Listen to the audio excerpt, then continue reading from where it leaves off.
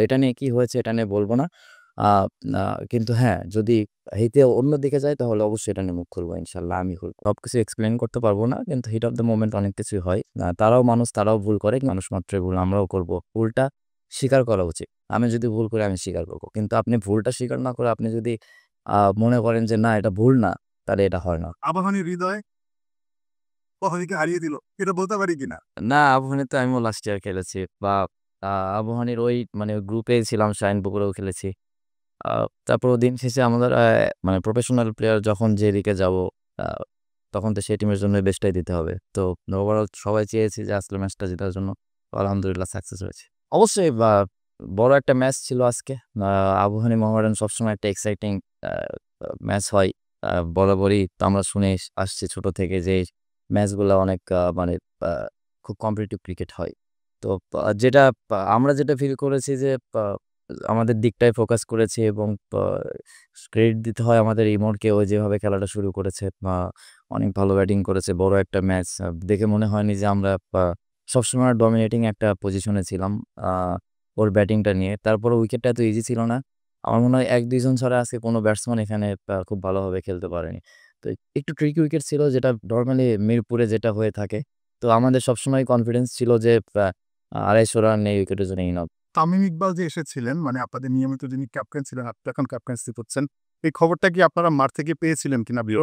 পুরো ম্যাচ না আসলে মানে হাফ টাইমের পর থেকে কিনা আসলে গ্যালারি থেকে দেখছিলেন বা কখনো ড্রেসিং রুমে বসে আসলে দেখছিলেন? মাঠে যখন ছিলাম তখন পাইনি। কিন্তু ওয়ার্ম আপে যখন ছিলাম তখন আ টিম থেকেই বলেছিল যে, "যদি আমরা ভালো অবস্থায় থাকি তাহলে তামিম ভাই নাকি আসবে।" তো আমরা তো ভালো অবস্থায় ছিলাম সবসময়ই। তামিম ভাই এসেছিল। পরে খেলা শেষ করে জানতে পেরেছি যে নাইম ভাই এসেছিল। মানে আপনার রাতে আসলে প্রিপারেশনটা কেমন বিগ ম্যাচ আবার এর আগে আবাহনীতে খেলছেন। এবার মোহামেডানের জার্সিতে আবাহনীকে হারানোর একটা প্রেশার। না, প্রেশার তো সবসময় থাকেই। ইন্টারন্যাশনাল প্রেশার ডোমেস্টিকে বিশেষ করে প্রিমিয়ার লিগে কিছু ম্যাচ থাকে যেগুলা ইন্টারন্যাশনাল থেকেও বেশি প্রেশার ফিল করি। আ যেহেতু এখানে একটা ট্র্যাডিশন আছে অফিসিয়ালদের, আবার ইগোর একটা খেলা আছে, প্রেস্টিজের অনেক কিছু। মানে এই জায়গায় আ আবাহনী মোহামেডান যে একটা প্রতিদ্বন্দ্বী এটা বোঝা যায় যে এই মানে ডিপিএল এ। তো আমার কাছে মনে হয় যে আজকে অনেক প্লেয়ার ইন্টারন্যাশনালেও মনে হয় এমন এফোর্ট দেয়নি যেটা আজকে এফোর্ট দিয়েছে। তো অবশ্যই এনজয় করেছি। আশা করছি যে এরকম ম্যাচ যত আমরা খেলতে পারবো তত আমাদের নিজেদেরও ডেভেলপ হবে। ম্যাচে একটা ঘটনা ঘটেছে অনাকাঙ্ক্ষিত।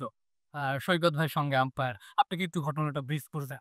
আম ঘটনা হ্যাঁ, যেটা হয়েছে মানে টোটালি আ সবকিছু এক্সপ্লেইন করতে পারব না। কিন্তু হিট অফ দ্য মোমেন্ট অনেক কিছুই হয়। তারাও মানুষ, তারাও ভুল করে। কিন্তু আমার কাছে যেটা মনে হয়েছে যে তারা ভুল করতেই পারে। মানুষ মাত্রই ভুল। আমরাও করব। বা আপনার প্রফেশন থেকে আপনিও ভুল করতে পারেন। কিন্তু আমার কাছে যেটা মনে হয় যে ভুলটা স্বীকার করা উচিত। আমি যদি ভুল করি আমি স্বীকার করব। কিন্তু আপনি ভুলটা স্বীকার না করে আপনি যদি মনে করেন যে না এটা ভুল না, তাহলে এটা হয় না। সে অবশ্যই তাকে আমরা রেসপেক্ট করি। সে ইন্টারন্যাশনাল আম্পায়ার, আমরাও ইন্টারন্যাশনাল প্লেয়ার। তো এখানে যারা ছিল আজকে মেক্সিমাম ইন্টারন্যাশনাল প্লেয়াররাই খেলছে। তো এরকম বড় ম্যাচে ১ টা ২ টা ভুল ডিসিশন অনেক কিছু আ বড় একটা ব্যবধান তৈরি করে দিতে পারে। তো এটা নিয়ে কি হয়েছে এটা নিয়ে বলব না। আ আ কিন্তু হ্যাঁ, যদি হিতে অন্যদিকে যায় তাহলে অবশ্যই এটা নিয়ে মুখ খুলব ইনশাআল্লাহ আমি খুলব। ইন্টারন্যাশনালে তো এরকম অনেক দেখেছি। তো না অনেক কিন্তু দেখেছি তার হয়। সেক্ষেত্রে এরকম মানে হয় কিনা এই সিচুয়েশন গুলি ম্যাচে যেভাবে হয় তবে অ্যা ডোমেস্টিকে তো এর থেকে আরো বাজে হতো আগে। এখন তো সেটাও হয় না। ডে বাই ডে তো আমরাও প্লেয়াররাও অনেকটা তাদের রেসপেক্ট করি। আমাদের শুধু আমাদের প্লেয়ারদের উপরে দোষ দিলে হবে না। আপনারা দেখেন আমাদের আম্পায়ারিং তারাও তাদেরও ডিপার্টমেন্ট থেকে দেখেন তারাও যে খুব ভালো মানে ১ জন ২ জন ছাড়া তারাও যে খুব ভালো করে এরকম না। তো যখন এই মানে জাস্টিফাই করবেন তখন আমার মনে হয় যে ২ সাইড থেকেই দেখা উচিত। আমার কাছে যেটা মনে হয়। এটা তো বলেছি আগে যে অবশ্যই এটা আ যেভাবে খেলেছে এটা এক্সেপশনাল একটা ইনিংসই বলা চলে। কারণ শুরু থেকে মিরপুরে সকালে ব্যাটিং করাটা এত ইজি নয়। শুরু থেকে শেষ পর্যন্ত যেভাবে ব্যাটিং করেছে আমি মনে করি যে ফুল ডমিনেট করেছে। ওর কাছে মনে হয়নি যে পাশের নাহিদ রানা বোলিং করেছে। ওদের বোলিং অ্যাটাকও ভালো ছিল।